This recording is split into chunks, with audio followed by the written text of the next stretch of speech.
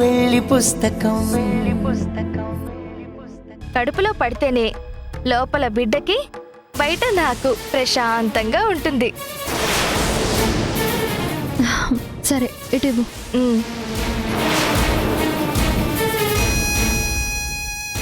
అమ్మా అది చల్లగా ఉందా? లేదు సిద్ధు, నార్మల్గానే ఉంది. నువ్వు తింటావా?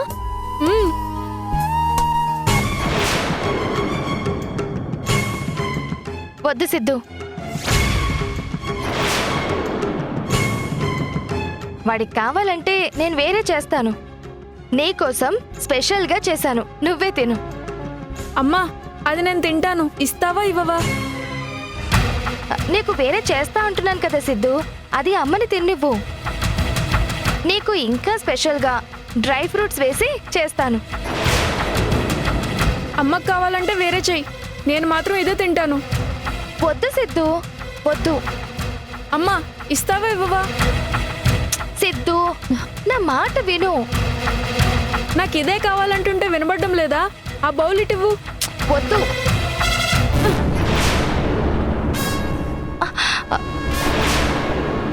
అమ్మ సాక్షి, ఒక పంచే, నువ్వు సగం తిని మిగిలిన సగం సిద్ధుకివ్వు.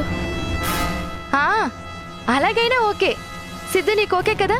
కాదు, నాకు మొత్తం కావాలి, సగం వద్దు.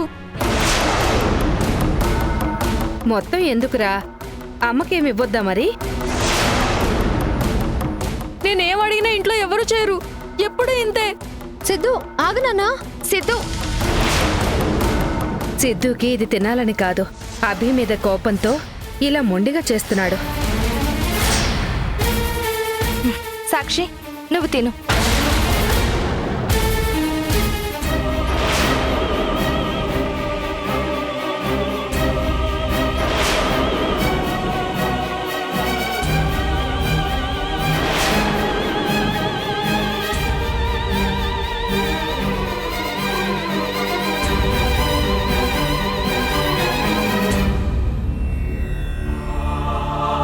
అమ్మా సాక్షి,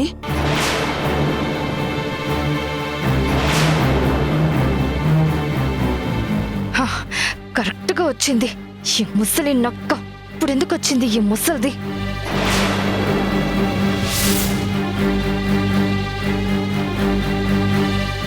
ఆ ఫ్రూట్ సలాడ్ ఇలా ఇవ్వమ్మా. సిద్ధు రూమ్లో కూర్చుని ఒకటే ఏడుపు. ఆంటీ, నోటి దగ్గరది తీసుకోవడం ఎందుకు? వాడికి వేరే చేస్తానని చెప్పాను. ఆ చేసేదేదో సాక్షికి చేద్దాంలే, ఇది సిద్ధుకి ఇవ్వనివ్వు. లేదంటే వాడు ఏడు పాపడు. ఇదిగోమ్మా, తీసుకెళ్లి సిద్ధుకివ్వు. సిద్ధు కావాలని చేస్తున్నాడో తెలియక అడ్డుపడుతున్నాడో కానీ మొత్తం ప్రతిసారి నా ప్లాన్ల నుండి అమ్మని, కడుపులో బిడ్డని కాపాడుకుంటున్నాడు. రా అభి, నేను నీకు సహాయం చేస్తాను. ఉన్న బొప్పాయి మొత్తం జ్యూస్ తీశాను. ఇప్పుడు ఎవరు సాయం చేస్తే ఏంటి? వెండర్ లిస్ట్ని క్రాస్ చెక్ చేస్తే మీకు ఇంకా డీటెయిల్స్ తెలుస్తాయి. అక్క ఆఫీస్కి వెళ్తుంది, తనతో వెళ్ళు. వద్దులే, ఆవిడ్ని డ్రాప్ చేయమండం బాగోదు. డ్రాపింగ్ కాదు, లిఫ్ట్ ఇస్తుంది, కారెక్కు. అది కాదు తను. నువ్వేం చెప్పొద్దు నాకు. నాకు గీతో కాల్ చేస్తుంది. నువ్వు ఆఫీస్కి రీచ్ అయిన వెంటనే నాకు కాల్ చేయి, సరేనా? హాయ్ గీతు. చెప్పవే.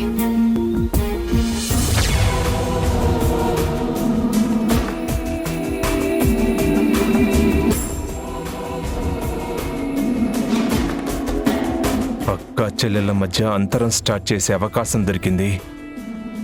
అస్సలు వదలకూడదు.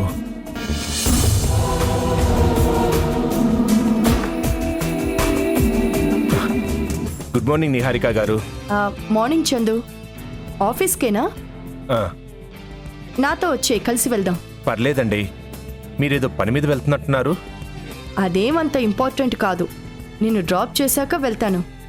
నా కోసం మీరు ప్లానింగ్ మార్చుకోవడం ఎందుకు? మీరు వెళ్ళండి. నన్ను తనుజ డ్రాప్ చేస్తానని చెప్పింది. ఓహో, ఆ విషయం ముందే చెప్పొచ్చు కదా. భార్యాభర్తలు ఇద్దరూ కలిసి వస్తారన్నమాట. Okay, good. బాయ్.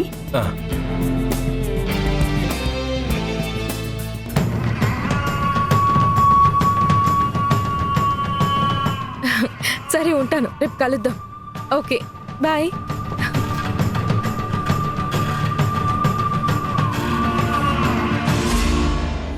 అదేంటి ఇంకా నువ్వెక్కడే ఉన్నా? మా అక్క ఎక్కడా? ఆఫీస్కి వెళ్ళారు. మరి నువ్వు వెళ్ళలేదే? వద్దులే తనూజ, నాకు కార్ల కన్నా ఆటోలు లోకల్ బస్సులే బెస్ట్. నా స్థాయి అంతే. ఆ, నేనేం అడిగాను, నువ్వేం చెప్తున్నావు? అంటే అక్కేమైనా అనిందా? ఇంటి అల్లుణ్ణి మావయ్య గారి మాట కోసం ఇల్లరికంలో ఉన్నప్పుడు అందరూ నాకు మర్యాదిస్తారని ఆశించడం నా తప్పే అవుతుంది. ఏమైంది చందు? మా అక్కేమందో చెప్పు. ఇష్టం లేకపోతే ఏమంటారో, కారణాలు చెప్పి ఎలా తప్పించుకుంటారో అదే చేశారు.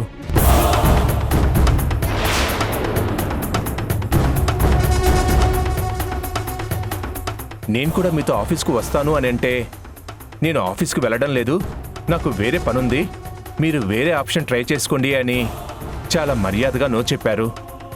ఛ, లేదు చందు, మా అక్క డిస్టర్బ్ మూడ్లో ఉందేమో, లేదంటే నిజంగా అర్జెంట్ వర్క్ ఏదైనా ఉండడం వల్ల అలా వెళ్తాను అని చెప్పుంటుంది. చూడు తనుజ, నేను జరిగింది చెప్పానే తప్ప ఆవిడ మీద కంప్లైంట్ చేయలేదు. చూడు తను, చిన్నప్పటి నుండి ఎన్నో అవమానాలు, చీత్కారాలు చూస్తూ పెరిగాను. ఎవరు ఎలా మాట్లాడతారో నాకు బాగా తెలుసు. మీ అక్కంటే నీకన్నా నాకు ఎక్కువ గౌరవం ఉంది. కానీ అందరూ నీలాగా నాలాగా ఉండరు కదా, మనుషుల్ని తొందరగా అర్థం చేసుకోలేరు.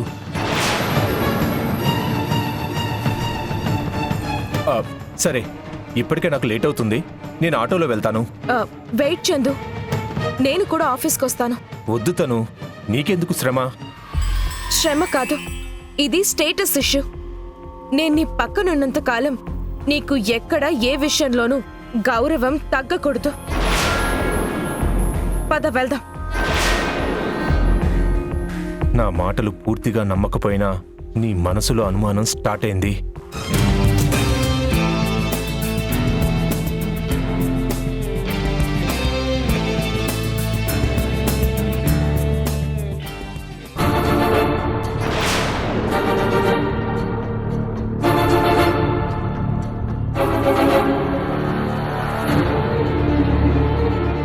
చందు, నీ క్యాబిన్ లాక్ చేసుందేంటి?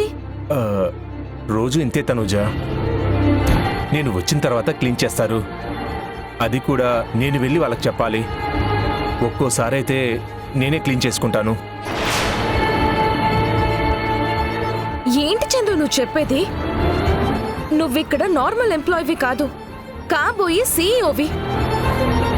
ప్రస్తుతానికి ట్రైనింగ్ కదా, అందుకేనేమో ఈ ట్రీట్మెంట్.